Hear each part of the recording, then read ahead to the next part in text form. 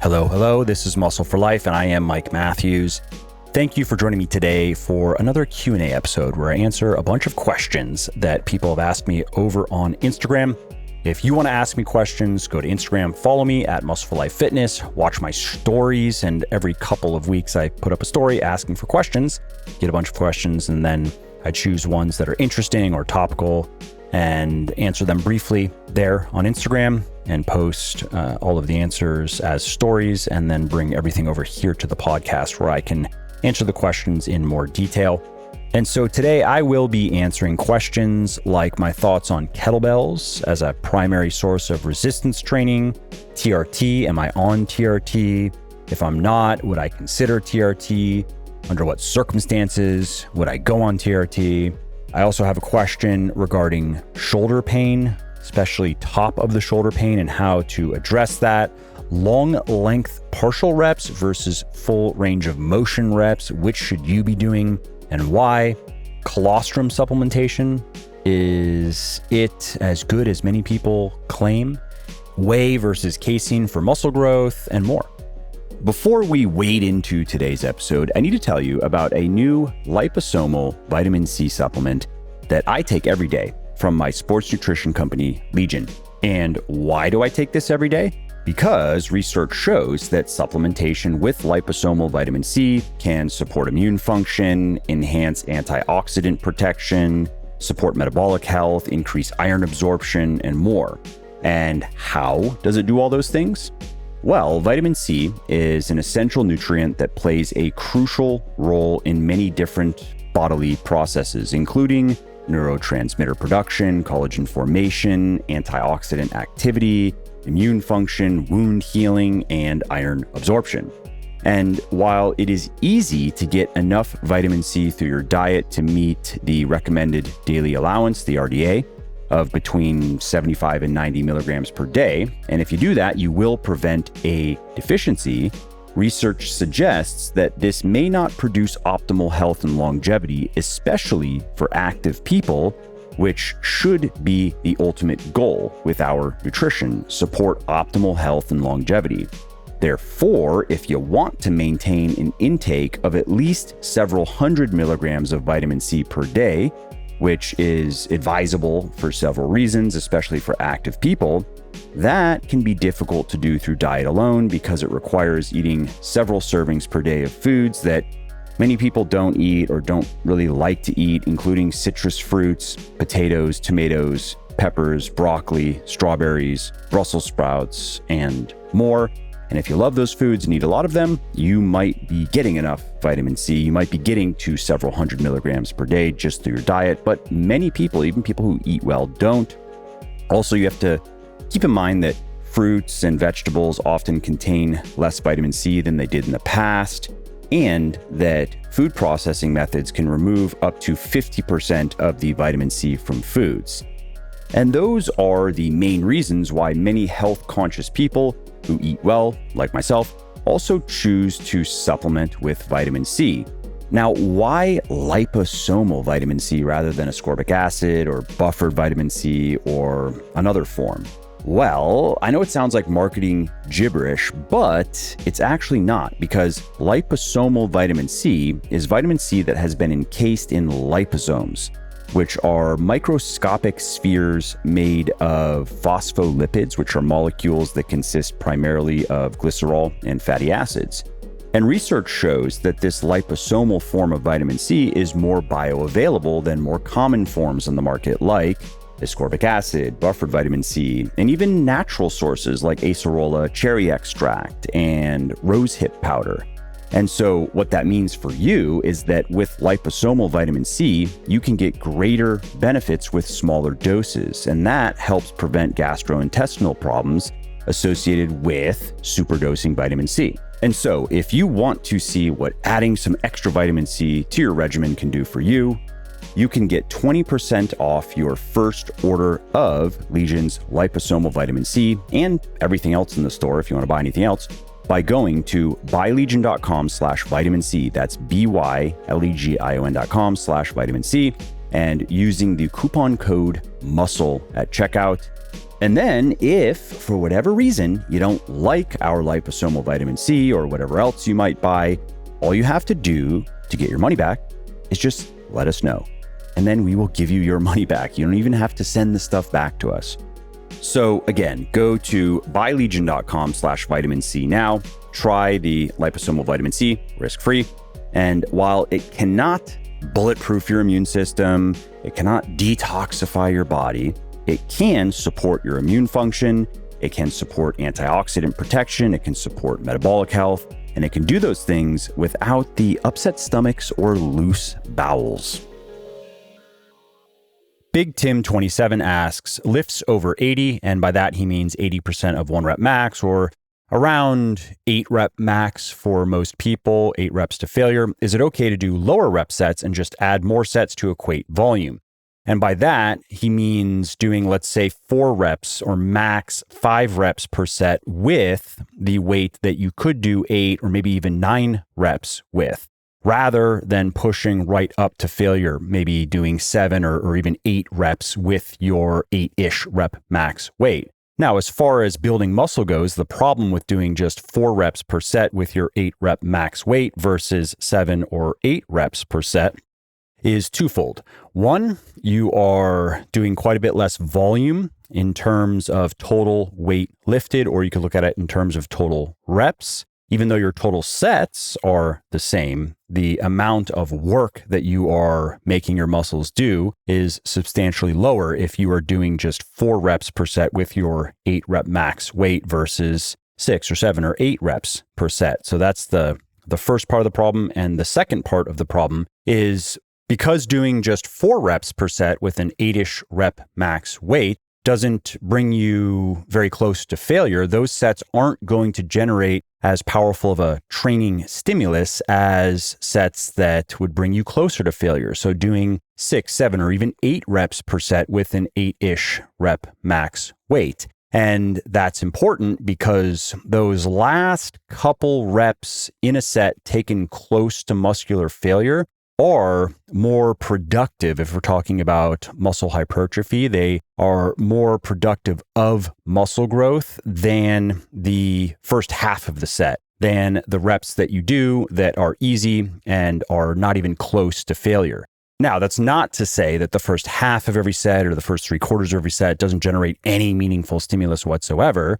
It does generate a training stimulus. However, the majority of the stimulus that is going to produce progress, that is going to get you bigger and stronger, is going to come from the minority of reps that you perform toward the end of the set as you approach failure. And so then coming back to the question, which is basically, can you just do more of this sub-maximal training where you are not pushing close to failure, this lower intensity training? Can you just increase the number of sets that you do to equate the volume in terms of total poundage? That would be the way to do it. So by the end of your session, you didn't come close to failure in any of your sets. You left 4 or even 5 good reps still in the tank in every set, but you increased the number of sets. So the total poundage lifted is equal to what it would have been if you would have taken your working sets closer to failure, if you would have done the extra 2 or 3 or even 4 reps per set rather than the 4 reps per set. And so the answer is yes, that is viable. That does work to a point. It works better with strength training, with pure strength training, where you are really just trying to get stronger, and any muscle growth that occurs is just a byproduct of chasing the goal of getting stronger. But if your primary goal is to get bigger and you consider strength as more of a byproduct of getting bigger muscles, so maybe you are following a bodybuilding program, or maybe you are following a hybrid strength and bodybuilding program, a power building program, as it's usually referred to. And all of my programs basically that I've created are power building programs, a bit of pure strength training, a bit of bodybuilding. And so if you are more interested in getting bigger muscles than you are in just increasing raw strength, then you should know that rarely or never pushing even close to failure, let alone to failure in your working sets, is probably going to produce inferior results, produce less muscle growth over time, even if you are equating volume by just increasing the number of submaximal sets that you're doing. And so if your primary goal is to get bigger and your secondary goal is to get stronger, then I recommend taking all of your sets close-ish to failure, anywhere from 0 good reps left to maybe 3 good reps left. And the 3 would be more suitable to your big compound exercises like your squat, your deadlift, your bench press, your overhead press, and your 0 would be more suitable to isolation exercises with smaller muscle groups, or actually just isolation exercises in general. Think of a leg extension, for example. That's training the quadriceps. That is a big muscle group, but you can safely take that right up to failure, 0 good reps left, where you can't even finish the final rep of the set because it gets so hard with no risk. You're not going to get hurt doing that. Whereas doing that on a barbell back squat is riskier, especially when the weights get heavy, especially when you get stronger. I think there is a point where it is not worth the risk unless you are a competitive strength athlete, and that is just part of the game. But if you're not, if you're just an everyday gym goer or a lifestyle bodybuilder, the risks associated with pushing your heavy sets of your squat, of your deadlift, of your bench press, of your overhead press to failure, where you can't finish the rep, or maybe even 0 good reps left. So you finish the set, but you almost missed it. So the risks associated with training that intensely on those exercises are not worth the negligible rewards compared to ending sets with, let's say, 1 or 2 or maybe even 3 good reps still in the tank. Now, that said, the submaximal style of training that I was mentioning previously, where you leave 4+ good reps still in the tank in every working set, can be useful if you are feeling physically or psychologically ragged, your motivation to train is non-existent, and you really want to skip the workout. Well, rather than skip the workout, how about you just make it easier? And an easy way to make a weightlifting workout easier is to leave more good reps in the tank, more reps in reserve in your working sets. So rather than pushing hard on that squat to, let's say, 1 or 2 good reps still in reserve, you end each working set with 4 reps in reserve, or maybe even 5 reps in reserve. You're still using heavy weight.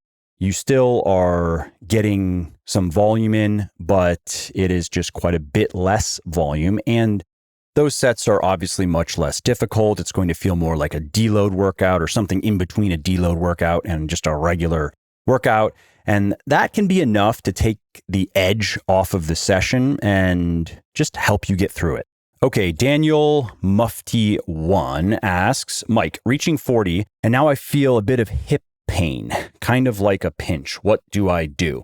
So the first thing I would recommend is to assess your lower body mobility and your flexibility. Flexibility becomes more of an issue as we get older, especially as we train for longer periods of time, and maybe we don't have perfect movement patterns and we've developed some imbalances. And so if you are experiencing some hip pain, really of any kind, I will bet that there are some significant deficiencies in terms of mobility and flexibility that are contributing to the problem.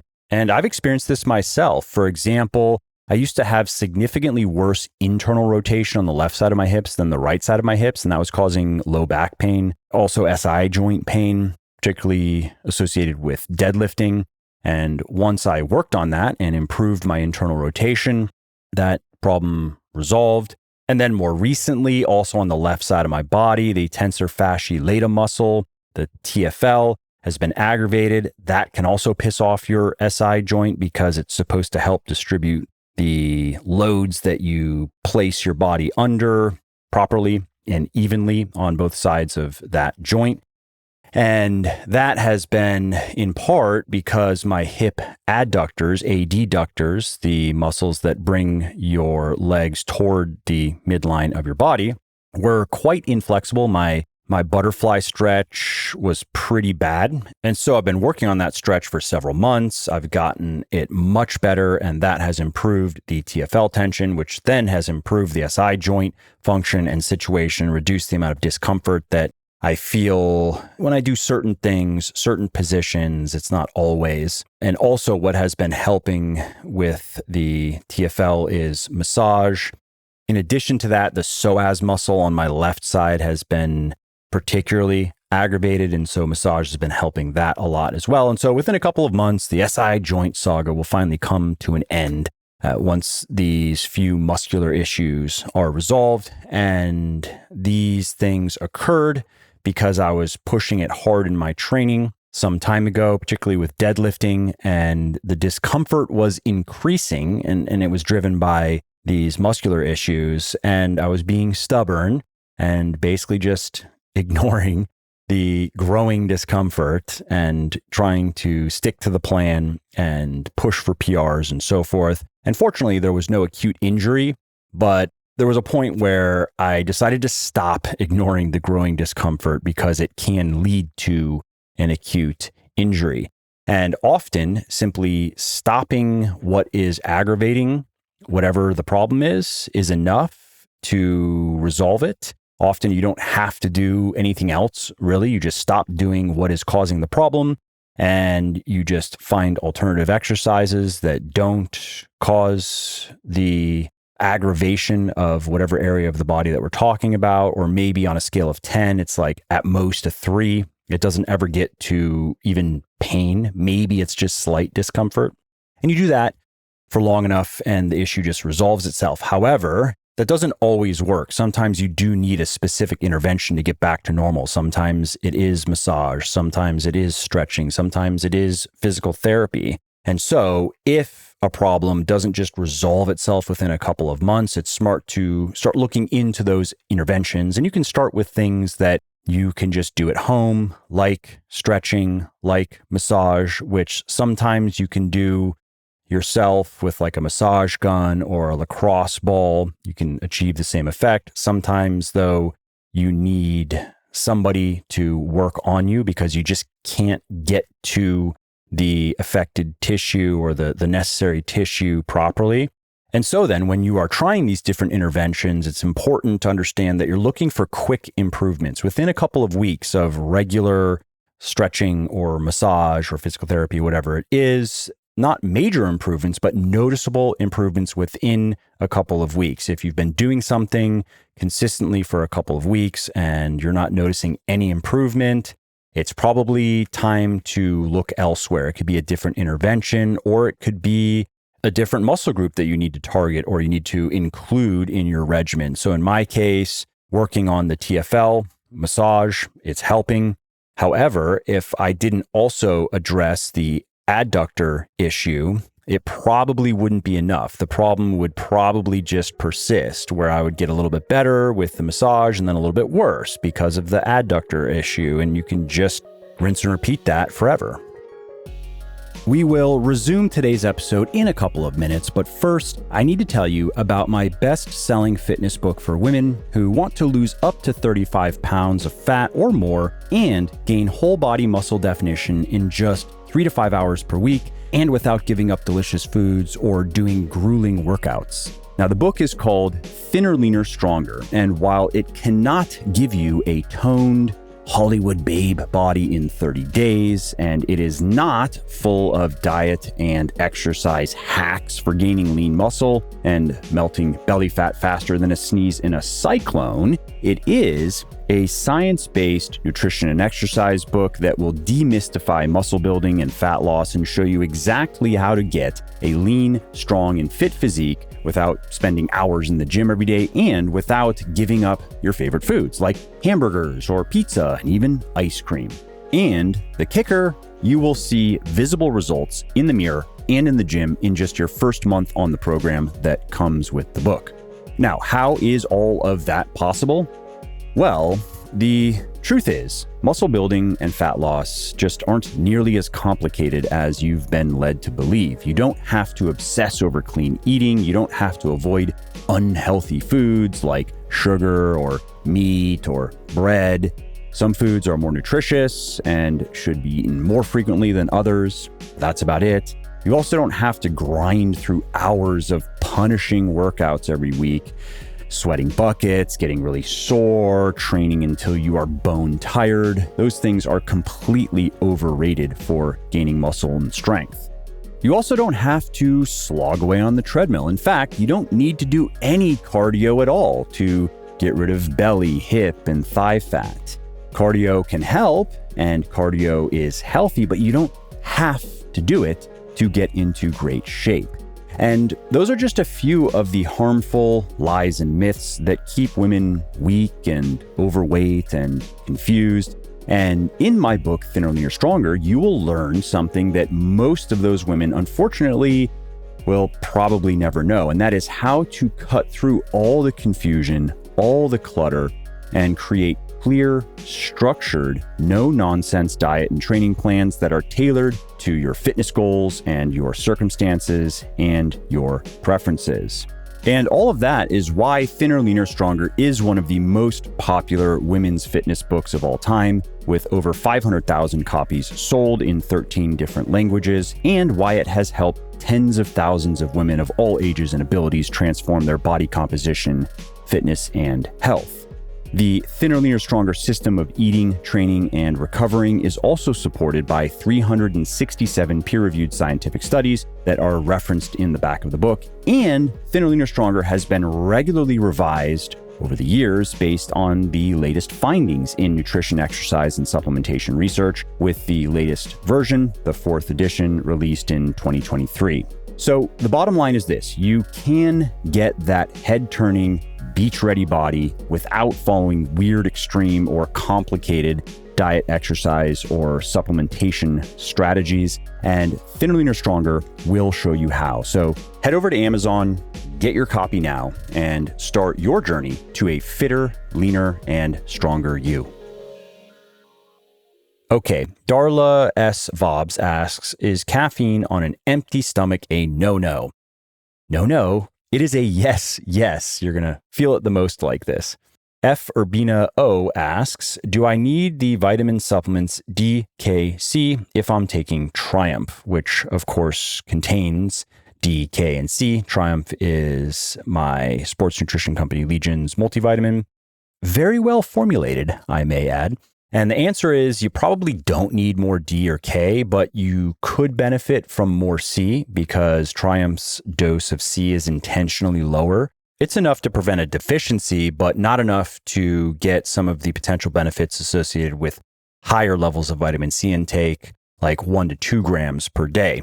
And the reason I didn't go with 1 to 2 grams per serving of vitamin C in Triumph is it's already 8 pills per day to get a full clinically effective dose of everything that's in it, which I would recommend splitting up into 2 doses of 4, separated by several hours after you eat food. And 8 pills per day is already a lot to ask. I didn't want to go up to 10 pills per day just to get more vitamin C in the product, which is why Legion also sells a vitamin C for people who want to get even more vitamin C. And I'll also add with Triumph, many people don't want to do 8 pills per day. They're okay with 4 per day and they go 2, or they just go 4 with 1 meal. And ironically, because of how poorly formulated most multivitamins are part of the profit center of a supplement business, meaning they are trying to spend very little on the product and charge anywhere from 8 to 10 times what it costs them to make a bottle. Half dosing my multivitamin Triumph is going to provide more nutritional value, more health benefits than full dosing many other multivitamins, which are often just 1 to 3 pills per day. And anyway, if you want to check out Triumph, you can find it over at buylegion.com/Triumph. That's BYLEGION.com/Triumph. And if you want to check out my vitamin C, it is a liposomal vitamin C, and you can learn about that, what that is, and why I chose that form over at buylegion.com/vitamin C.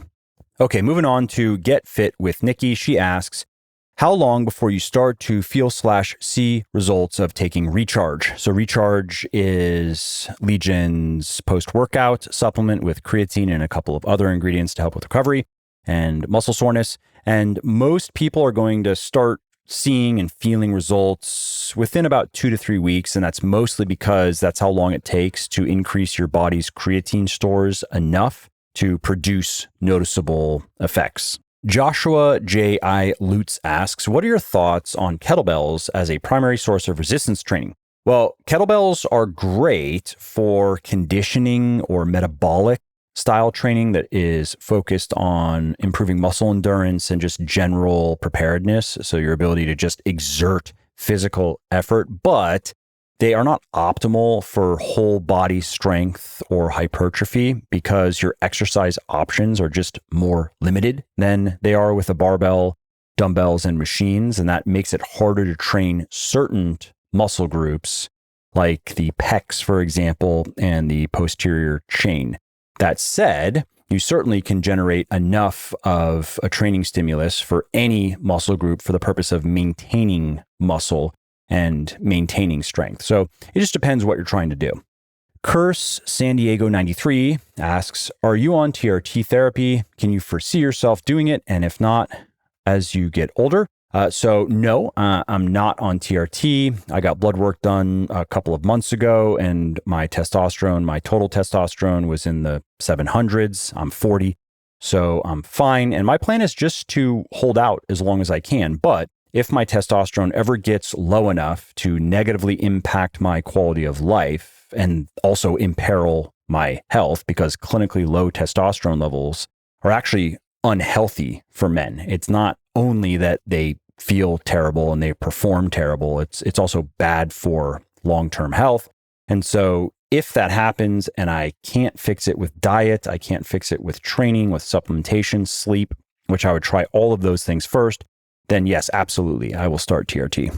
And again, it's for quality of life and health. Lee Penrose 5 asks, any advice for dealing with top of shoulder pain when lifting?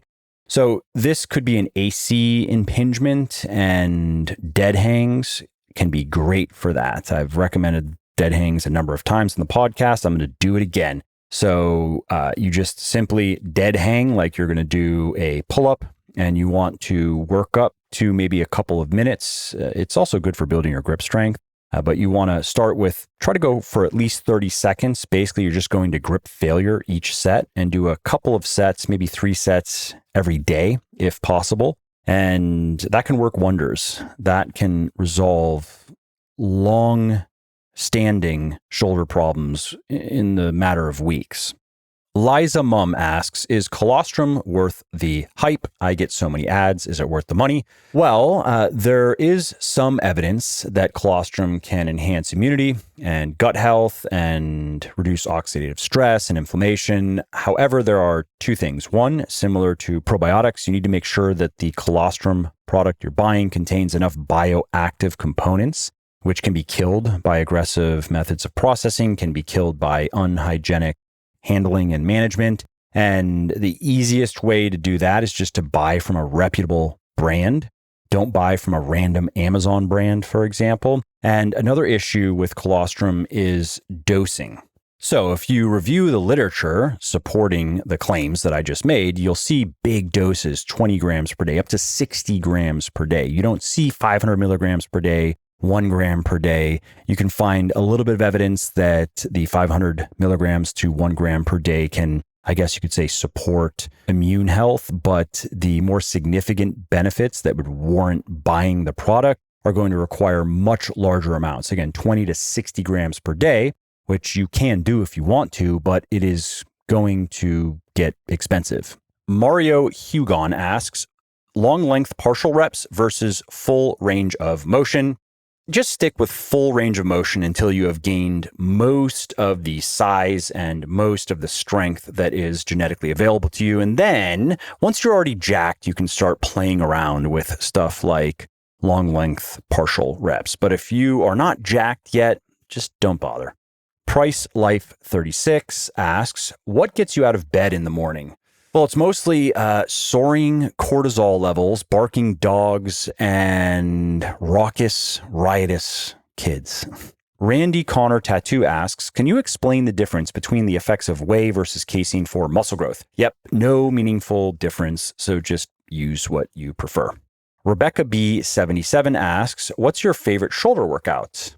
Pretty simple. It is a few sets of compound pressing close to failure, or maybe to failure if it's a machine. I don't like to press dumbbells to failure. I don't like to press barbells to failure, but perfectly comfortable pressing machines to failure. And then I follow that with a few sets of side raises close to failure, or maybe to failure. If I'm doing a cable side raise, I'm comfortable going to failure, less so with a dumbbell side raise, followed by a few sets of rear raises, also close to failure or to failure. And then if I want to get fancier, maybe the final sets of the side and the rear raises are drop sets or rest pause sets, just to get in a little extra volume for those little muscles that refuse to grow. Sandy Amara 3 asks, do you keep your back straight in doing a squat or have a posterior tilt at the bottom?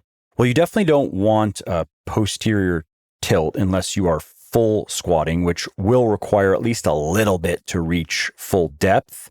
But parallel squatting requires a neutral spine throughout. You should not feel your butt tucking under when you are parallel squatting. And you don't have to full squat, by the way. Parallel squatting is just as effective if your goal is to just build a muscular and strong and functional lower body. T-Duke77 asks, what's your take on saunas and steam rooms? They are great. Many proven benefits related to cardiovascular health, respiratory health, neurocognitive health, metabolic health, mental health, and more. And the key, like with exercise, like with diet, is consistency. You are going to obtain the biggest benefits from sauna, from steam rooming, when you go regularly. So let's say 4 to 7 times per week for at least 15 to 20 minutes per session, and ideally hot. Let's say between 180 and 220 degrees Fahrenheit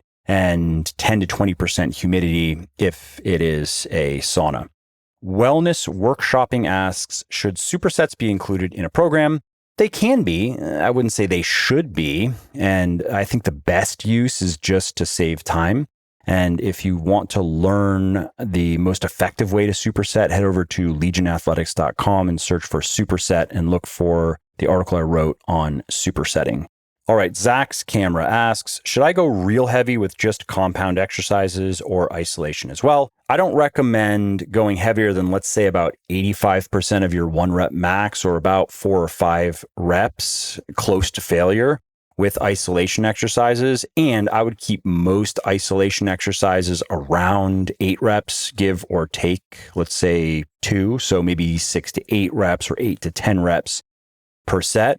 And if you are going to go heavier on an isolation exercise, you just want to make sure that the exercise is conducive to the heavier lifting. So any sort of biceps curl can work well, for example, with 4 to 6 reps per set. Most triceps exercises can work well with heavier weights, but shoulder exercises not so much, like side raises and rear raises. It's just too awkward once you get heavier than, let's say, 6 to 8 reps taken close to failure. We will wrap up today's episode shortly, but first, I need to tell you about a new liposomal vitamin C supplement that I take every day from my sports nutrition company, Legion. And why do I take this every day? Because research shows that supplementation with liposomal vitamin C can support immune function, enhance antioxidant protection, support metabolic health, increase iron absorption, and more. And how does it do all those things? Well, vitamin C is an essential nutrient that plays a crucial role in many different bodily processes, including neurotransmitter production, collagen formation, antioxidant activity, immune function, wound healing, and iron absorption. And while it is easy to get enough vitamin C through your diet to meet the recommended daily allowance, the RDA, of between 75 and 90 milligrams per day, and if you do that, you will prevent a deficiency, research suggests that this may not produce optimal health and longevity, especially for active people, which should be the ultimate goal with our nutrition: support optimal health and longevity. Therefore, if you want to maintain an intake of at least several hundred milligrams of vitamin C per day, which is advisable for several reasons, especially for active people, that can be difficult to do through diet alone because it requires eating several servings per day of foods that many people don't eat or don't really like to eat, including citrus fruits, potatoes, tomatoes, peppers, broccoli, strawberries, Brussels sprouts, and more. And if you love those foods and eat a lot of them, you might be getting enough vitamin C. You might be getting to several hundred milligrams per day just through your diet, but many people, even people who eat well, don't. Also, you have to keep in mind that fruits and vegetables often contain less vitamin C than they did in the past, and that food processing methods can remove up to 50% of the vitamin C from foods.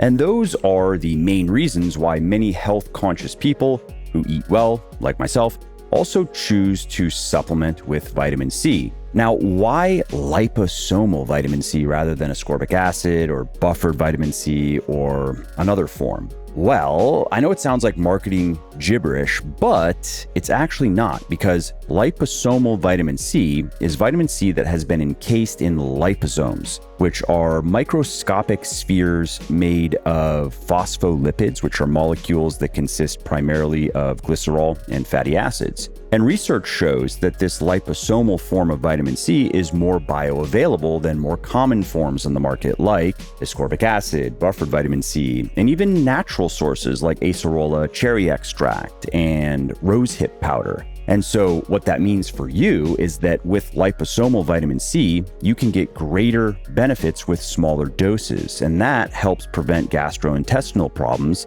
associated with superdosing vitamin C. And so if you want to see what adding some extra vitamin C to your regimen can do for you, you can get 20% off your first order of Legion's liposomal vitamin C and everything else in the store if you want to buy anything else by going to buylegion.com/vitamin C. That's BYLEGION.com/vitamin C and using the coupon code MUSCLE at checkout. And then if for whatever reason you don't like our liposomal vitamin C or whatever else you might buy, all you have to do to get your money back is just let us know. And then we will give you your money back. You don't even have to send the stuff back to us. So again, go to buylegion.com/vitamin C now. Try the liposomal vitamin C, risk-free. And while it cannot bulletproof your immune system, it cannot detoxify your body, it can support your immune function, it can support antioxidant protection, it can support metabolic health, and it can do those things without the upset stomachs or loose bowels. Well, I hope you liked this episode. I hope you found it helpful. And if you did, subscribe to the show because it makes sure that you don't miss new episodes.